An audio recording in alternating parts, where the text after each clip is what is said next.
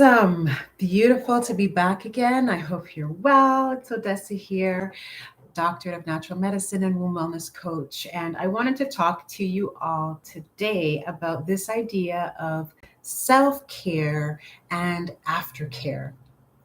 Are you team self care or are you team aftercare? So, as I go along, as I continue talking, I guess we'll start putting the pieces together. And I want you to let me know in the comments below. You can hashtag replay and let me know you're watching the replay, or even if you're watching the live with me, let me know in the comments whether you're team self care or whether you're team aftercare.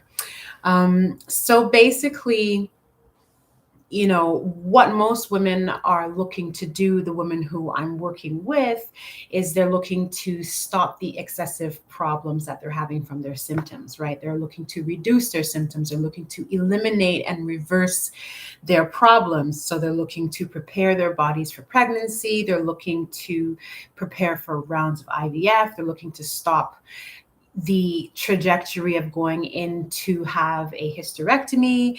They are, considering myomectomies. They're, doing all kinds of different surgeries, or having inserts done or taking pills or whatever of that nature.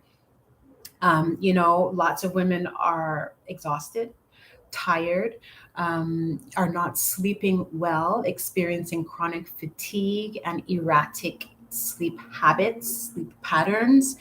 There's a lot of stress that women are experiencing, a lot of mood swings. There's the worry of, is my cycle ever going to start again? There's the concern about the length of days that your cycle has been going because it just doesn't seem to stop. You see where I'm going with this? Like, there's a lot to be worried about when you are dealing with hormonal imbalances, when you are dealing with womb wellness issues, when you are working on trying to get your body to have a baby. These are some of the things that you're looking at, right? And the results of having changed these problems is really the source, right? Like, this is the transformation that we want. And so you want to be able to stop binging on the foods that are contributing to your eating problem, right? You want to be able to stop worrying about your day one or your impending cycle. You want to not be concerned about the mood swings and how you're going to respond in certain situations. You know what I mean? You want to feel better, because you are looking better.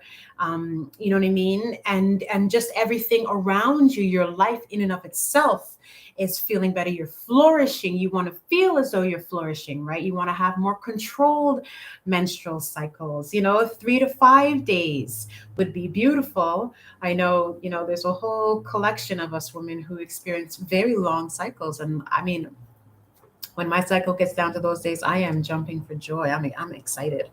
But this is where we're at. Like, these are the kinds of transformations that we're looking for. We're looking for increase in libido. We want to have feel like as if we have a very fat, wet pum pum. You know what I mean? Like, when you're feeling good about yourself, it shows up in all ways. And it doesn't necessarily mean this is a sexuality thing, but even just for your own sense of sensuality and connection to your body, right? And even not feeling, any way if you do have gas, but to reduce the amount of gas that you're having, So based on my experience, based on what I've seen, based on how women have been able to get these kinds of results, it has been a question of needing to evaluate whether you are team self-care and whether you are team aftercare and what you're going to do about it, right? Because if you want to do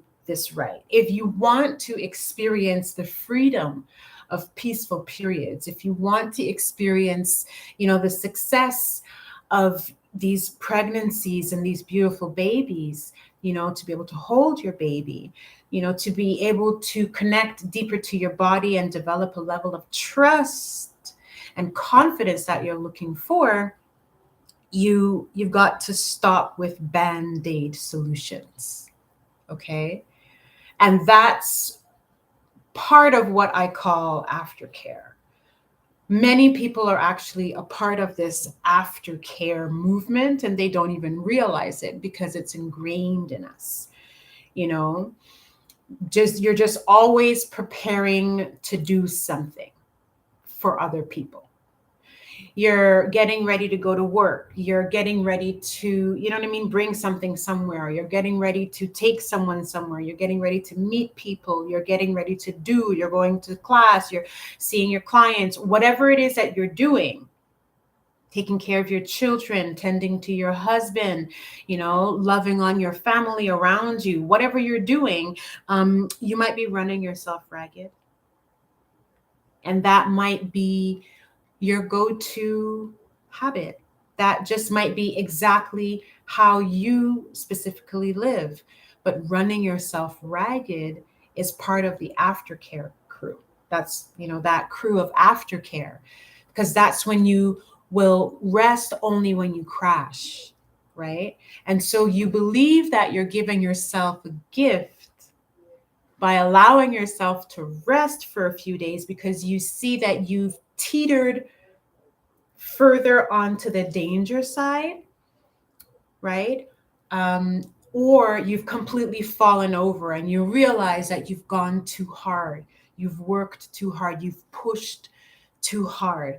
And so you give yourself this aftercare. And so aftercare looks like, it looks very different for many people. But one common thing is like, I'm going to give myself a massage once a year, right? Or, I'm going to, start the process of looking for a health practitioner to work with, or you buy the fruits and the vegetables, but you don't do it. You know what I mean? Or you purchase the supplements and you don't take it. But the point is that you're forced into a corner because you stumbled upon it, right? You didn't plan it out. You didn't take the time to do it, right? And so what's actually happening is in this moment of aftercare of, now you're taking your pills and now you're resting and now you're playing catch up. You're playing catch up. You were never at the starting line. Okay, oftentimes we're never at the starting line because we're living in a deficit. You're living in an energetic deficit. You might not be eating well. You're probably not sleeping well. You're dealing with your hormonal issue. You've got stress around you. People are tripping you up, right?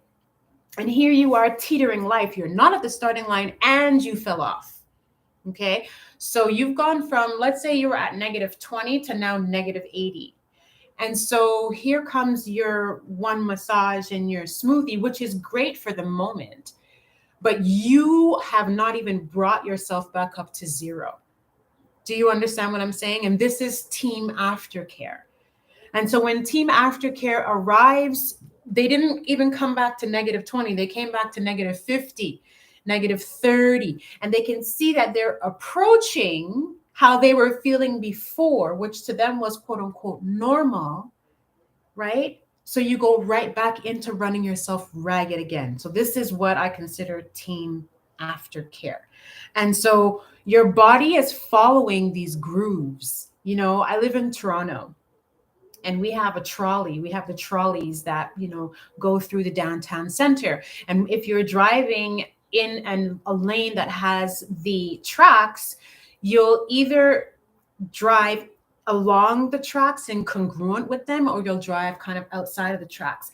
And your body, your habits, your being is constantly creating these grooves by maintaining these patterns and habits. So the way that you're thinking, right, is dictating how you're going to move, the actions that you're going to take. And these are also driven by your emotions and your beliefs about what it is that you have to do. So your belief of aftercare is based in the habits of always going because you don't have the time to prioritize yourself. And so your chronic conditions can only get worse. You can abate them. You can give them a little bit of something to confuse your body for a moment into thinking that it's doing well, but this doesn't usually last. This kind of aftercare usually leads to very chronic conditions. Women never end up having their babies, or it ends up getting worse, right? You end up having your surgery, your cycles just get just all over the place. So we need to reevaluate this aftercare. Now, the best solutions that I've seen for this is where we prioritize our self-care. And so here is where we are on team self-care. And this is where you're finding the time to actually do the work that is required. You're setting up the groundwork and you're doing it properly, right? Because we tend to look at self-care as like something that is luxurious. We tend to see it as something that we can only have parfois, sometimes, c'est pas quelque chose on peut continuer avec tout le temps parce que it's not something that we can, do all of the time because we have other things to do, other people need us. But if you can't take care of yourself, then who is going to care for you? And nobody knows you better than you know yourself, right? And so for me, when I think of self-care, and when I think of women who are healing chronic reproductive health conditions, women who are healing trauma, women who are transitioning, women who want to experience a deeper connection and that self-presence and awareness, it's about setting up the groundwork properly by prioritizing yourself. And by prioritizing the care you give yourself and the type of care you give yourself, because this is going to help to reinforce all of the other boundaries that come out of this, right? It's going to trickle into every single other thing. And so what happens is by prioritizing your self-care, you begin to evacuate all unwanted victims, right? I said victims, but I guess because they don't know that they have to move. And so by doing this, you're setting boundaries in your body and outside of your body with the food that you eat, with the type of cleansing that you're doing, with the kind of music, the sounds that you allow your body to absorb, the amount of energy and the quality of energy that you allow yourself to absorb, right? You begin to reevaluate your home and your life. This is when you're prioritizing your self-care, right? You create a vision of yourself, you're creating a vision of your future self, and you really work towards her. You know what I mean? You work towards, you have communications with her. How did I get to where we are right now? I see you sitting here chilling, drinking mimosas, having a wonderful time, and you look well taken care of. You in my vision of myself, if I'm looking to have babies, you have your children running around you. You know what I mean? You feel better in your body. What did you do to get here? This is how we are prioritizing our self-care. Okay, self-care isn't just doing a little 1-2 digga thing, right? This is why, I set up these kinds of coaching containers, because I've seen it. I've seen what it takes. First of all, when you have a chronic condition, when you have had, and when we say chronic, we're looking at something that you've had for more than a year, 2 years, right? Example, when women are trying to get pregnant, we say that you have an issue of infertility if you have been trying with natural means for more than 12 months, right? If you have been living with chronic, menstrual cycles, pain, a health condition, and you've had a diagnosis and you've had these issues or these symptoms for more than 2 years, this is considered a chronic illness, okay? These illnesses are aggressive. These illnesses don't care about your good heart, okay? And so they're going to grab hold of you and they're going to do whatever in heaven's name they want to do with you. And when I say whatever, I mean, there are women who have surgeries and their uteruses look like they're the sizes of watermelons, and the uterus is like less than the size of my fist on my period. Okay? We need to understand this, but 4 ounces full. So if you're just looking at the illness alone, the chronic illness needs to have consistent, radical, aggressive attention. Whatever that looks like, whatever the scope is, right? You need to be consistent when you're working on it. So when you're looking at natural wellness, when you're looking at integrating and prioritizing your self-care, when you're looking at being more health conscious, you have to look at the levels of accountability and strategy that you have in line and set up around you, right? Which is why I set up these coaching containers, because I've seen it. The one and done doesn't work. I mean, unless you have big focus and strong discipline and boundaries and you know what you're dealing with, right? I set you up right. It's important to be set up right from the beginning. So are you team self-care? And team self-care means that you're prioritizing your time. Something is wrong, you're checking it out. Your body gives you the impression that it doesn't like what you're doing, so you don't do it. You know that your body and your being, your mind, your spirit appreciates these particular activities or whatever of the nature, so you engage in doing them more. You understand what I'm saying? You prefer when you're not around this type of calamity. There are people who bring calamity and we invite them into our lives, right? When you get on a level of self-care and prioritizing, your health, your hormones, your own cycles, your own rhythm, your own peace, and really leaning into feminine energy and leaning back and tapping into that ability to manifest and be your best self and align yourself and all these really wonderful, beautiful things, you don't want certain energies around you, not out of judgment. And that's not out of judgment. It's out of safety and peace for yourself, prioritizing your self-care. So if you're team self-care, hashtag self-care and let me know. And if you are team aftercare, please make sure to take a look at this video and go through and listen and watch and tell me if you're team self-care or team aftercare, right? So, what I have seen other doctors or heard doctors suggesting, or other, natural therapists suggesting to clients, is usually through a quick 6-week course, which is usually very logic and very linear, mental stimulating, and just giving, tips and tricks of do this, do that. Or, you can buy a book to read, or doctors will suggest you to take pills, wear cotton underwear. You might want to douche. You may even try yoni steaming once or twice. You know what I mean? Like you just want to start doing things, to engage yourself.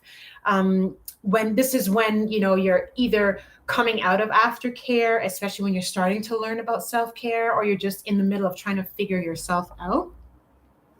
And also, let's not forget this giving it up to the light thing, like, because we're in this age, quote unquote, new age, and everyone is very much coming into their self-awareness. There's a lot of this love and light. But what happens, and this is another reason why, for me, it's so important to prioritize a level of self-care and really understand the layers and the depths and the ins and the outs, is because all of these things we do them superficially. We do them once, twice, thrice, you know what I mean? And then we put it down, and if you don't have a guide telling you, okay, this is what you need to do to continue. And when this happens, turn here and do this and adjust this and add this in, and you're doing really great. You think that what you've done was great. And so you will continue to have your once in a while yoni steam, your periodic health, kick, your once in a while this and that and the other, and you never truly understand what it means like and what it feels like, because there's a quality. Oh man, like, if you don't even have to be into purchasing luxury items, there's a quality of satiation, of wow, of beauty and just tenderness and nourishment and fulfillment that I'm this is my own experience. It's not even me talking about my clients, but they have similar experiences when they begin to tap in and deeply start tapping into self-care. It's like, whoa, I didn't even know that these experiences were available, because we will rent other people to give us experiences. That's what we do. We rent other people, we purchase their intellectual property, right? But we may not give them or give their intellectual property or whatever we're renting them for, we may not give them the right amount of time that our body needs to calibrate itself and get into its set compass, to be able to, you know what I mean, to be in wellness and continue on, because it's a long-term process when you're healing, especially when you're healing chronic health. You know what I mean? Or even if you're just working on your own mindset, however old you might be. Remember, you've been living that way for X amount of years. You're trying to change it. So I want you to consider this. Think about it. Slow down, right? Slow down. And you want to listen to learn. You know what I mean? We want to stop putting yourself into the nooks and corners and the crannies of your schedule. Stop doing that. It hasn't helped you. It's not going to. Lean into slowing down. Nature is a completely different world. You ever go outside, and you're like, blah, blah, blah, blah, carrying on having your conversation with your friends, or you're on the phone, or you're listening to music, and then you sit down and you might be there for 5 minutes, 10 minutes, 15 minutes. And you know what might happen? You'll start to notice the smaller animals and insects around you.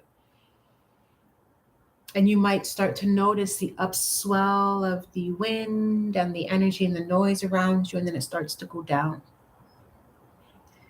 You might begin to see the ants. You know what I mean? You'll feel the sun. You'll notice the clouds are gone. You start to realize that there's a whole other ecosystem happening around you. That's the same thing with self-care and slowing down. My version of self-care, which includes self-awareness, self-compassion, self-confidence, and body autonomy, right? Your whole inner world begins to open up. It's lightning and fireworks and sparkles and crystals and essential oils, all these wonderful things. So go ahead and hashtag self-care or hashtag aftercare, but make sure to hashtag replay and let me know which one you are. And if you're interested in learning more about my self-care program, make sure to connect with me, come into my DMs, and let's start a conversation about how you can set your own compass and nourish your body on your way to peaceful periods and successful pregnancies. Y'all take care, be well, and I'll see you again soon. Bye-bye.